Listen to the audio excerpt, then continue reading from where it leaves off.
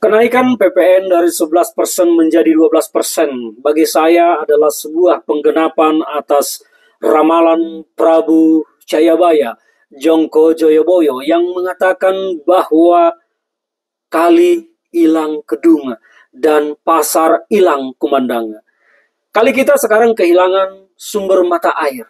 Bangsa kita kehilangan sumber pendapatan kita, sumber daya mineral kita habis diperkosa dan dirampok oleh orang-orang yang tidak bertanggung jawab, diambil oleh bangsa-bangsa asing dan tanpa berdampak signifikan terhadap kehidupan berbangsa kita dan kehidupan masyarakat kita. Papua, rakyat Papua berdiri di atas tanah emas. Tapi kita miris melihat bagaimana miskinnya rakyat Papua saat ini. Dan demikian juga hampir di semua daerah penduduk yang ada di sekitar daerah-daerah tambang. Semuanya kesejahteraan mereka memprihatinkan. Tidak ada masyarakat, kelompok masyarakat yang dekat tambang itu kehidupannya sejahtera, bahagia. Semua terlihat tidak baik-baik saja. Dan ini menunjukkan bahwa ramalan Jongkoboyo telah terjadi.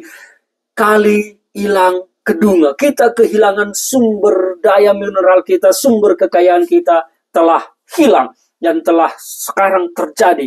Yang kedua, pasar ilang kumandanga. Sekarang pasar kita kehilangan suara.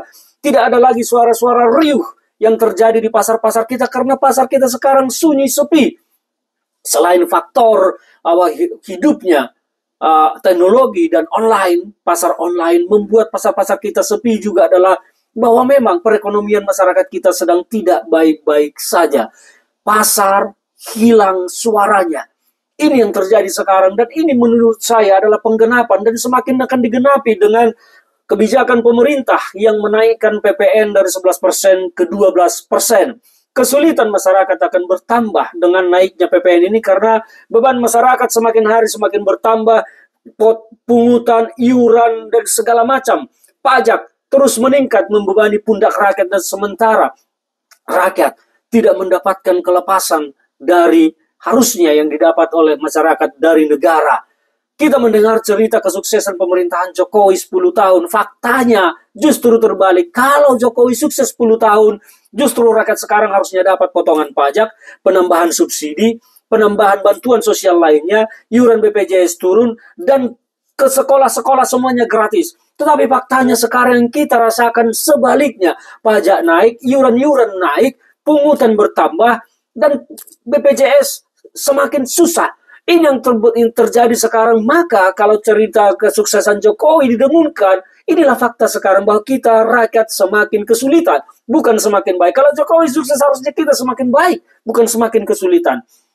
Kembali kepada ramalan Jongko Joyoboyo. Saya melihat ini adalah warning keras bagi pemerintah kita untuk tidak sembarangan mengambil kebijakan.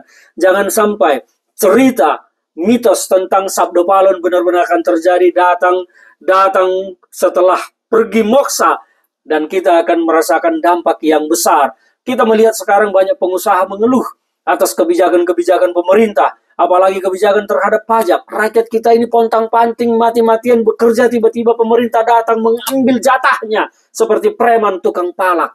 Ini yang terjadi sekarang dan jangan sampai hal-hal ini membangkitkan perlawanan dari masyarakat. Waspada dan hati-hatilah.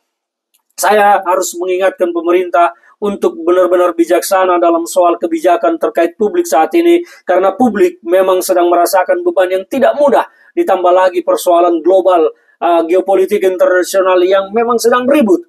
Jangan sampai 2025 kita mengalami kesesakan yang tidak mudah.